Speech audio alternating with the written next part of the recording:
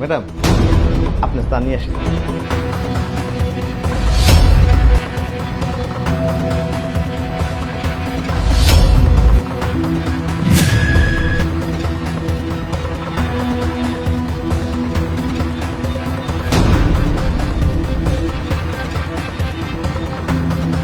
ধর তো।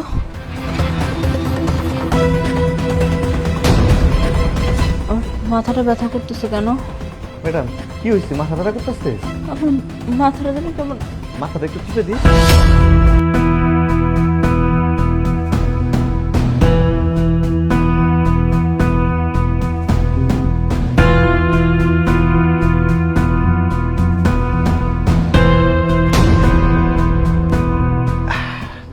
একদম পারফেক্ট কাম হয়েছে।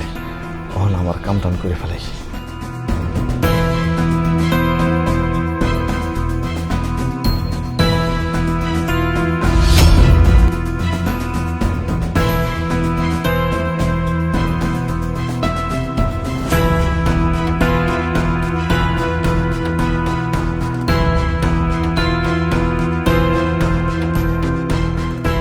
কত সুন্দর জিনিস, সব ডালিমের মতো লাগতেছে।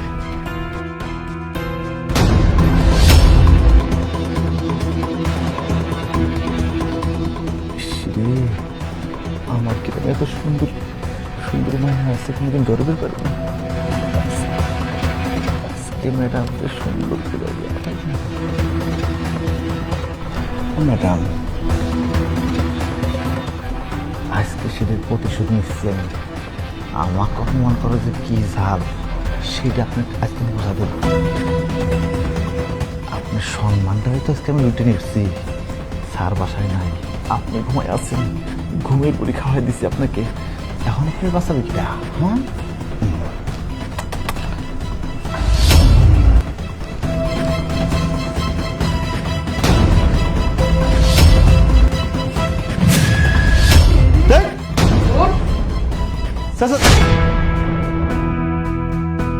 তুই আমার ওয়াইফের সাথে কি করতেছিস এই সোফার মধ্যে?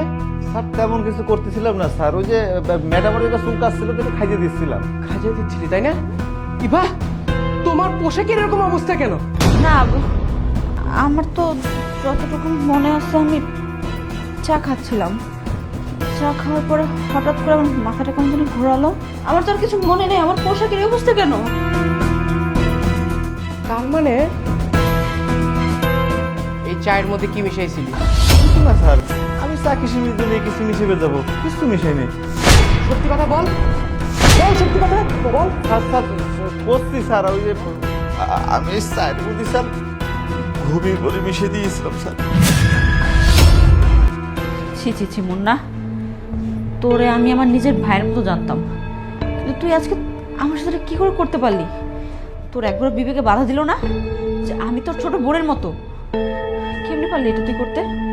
তোর সাথে যতই খারাপ ব্যবহার করি না কেন, তাই বলে তুই চায়ের মতো ঘুমের ওষুধ মিশে তুই আমাকে অজ্ঞান করে? ছি ছি, আমার ভাবতে অবাক লাগছে যে তোর মতো একটা ছোট লোককে আমি আমার বাড়িতে রেখেছি, আমার বাড়িতে ঠাঁই দিয়েছি। ইভা, তুমি না তাকে ভাইয়ের চোখে দেখতা? দেখো তার আসল রূপ দেখো। আজকে তোমার শরীরের প্রতি তার লোভ লালসা জন্মেছে। এই, তোকে কিসের কমতি দিয়েছি? তোর বেতন যথাসময়ে দিতাম, তোর যখন যা ছুটি লাগতো তা দিতাম, আর তার প্রতিদানে তুই আমার পরিবারের আমার ওয়াইফের সাথে এরকম একটা কাজ করতে তোর বিবেকে বাঁধলো না? আমি ইচ্ছে করে চায়ের মধ্যে ঘুমের পরে মিশিয়ে দিয়েছি যাতে এই চা খায় ম্যাডাম অজ্ঞান হয়ে চিৎপটাং হয়ে পড়ে থাকে, তারপর আমার আমি প্রতিশোধ দিতে পারি।